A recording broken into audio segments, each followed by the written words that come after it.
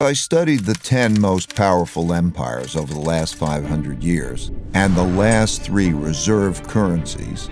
It took me through the rise and decline of the Dutch Empire and the guilder, the British Empire and the pound, the rise and early decline in the United States Empire and the dollar, and the decline and rise of the Chinese Empire and its currencies, as well as the rise and decline of the Spanish, German, French, Indian, Japanese, Russian, and Ottoman empires, along with their significant conflicts, as measured in this chart.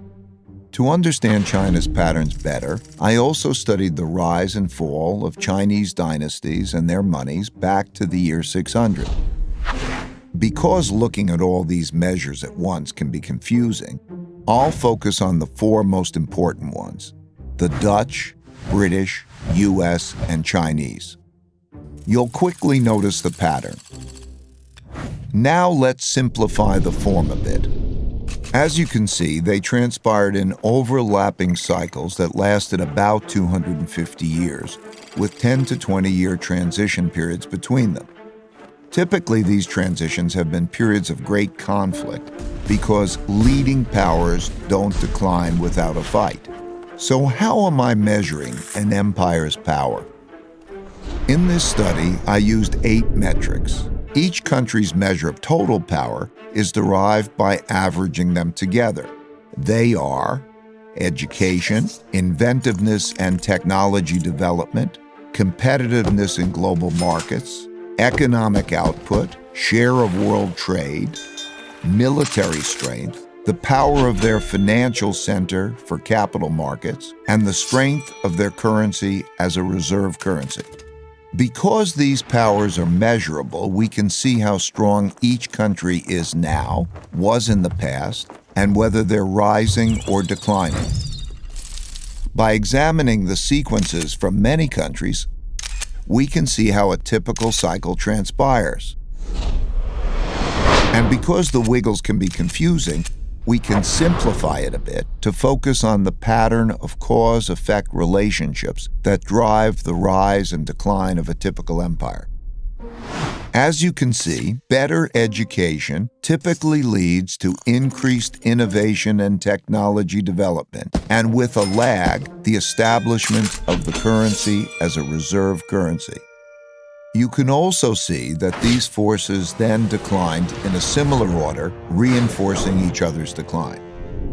Let's now look at the typical sequence of events going on inside a country that produces these rises and declines. In a nutshell, the big cycle typically begins after a major conflict, often a war, establishes the new leading power and the new world order. Because no one wants to challenge this power, a period of peace and prosperity typically follows. As people get used to this peace and prosperity, they increasingly bet on it continuing. They borrow money to do that, which eventually leads to a financial bubble. The empire's share of trade grows, and when most transactions are conducted in its currency, it becomes a reserve currency, which leads to even more borrowing. At the same time, this increased prosperity distributes wealth unevenly, so the wealth gap typically grows between the rich haves and the poor have-nots. Eventually, the financial bubble bursts, which leads to the printing of money and increased internal conflict between the rich and the poor, which leads to some form of revolution to redistribute wealth. This can happen peacefully or as a civil war. While the empire struggles with this internal conflict, its power diminishes relative to external rival powers on the rise. When a new rising power gets strong enough to compete with the dominant power that is having domestic breakdowns, external conflicts, most typically wars, take place. Out of these internal and external wars come new winners and losers. Then the winners get together to create the new world order, and the cycle begins again.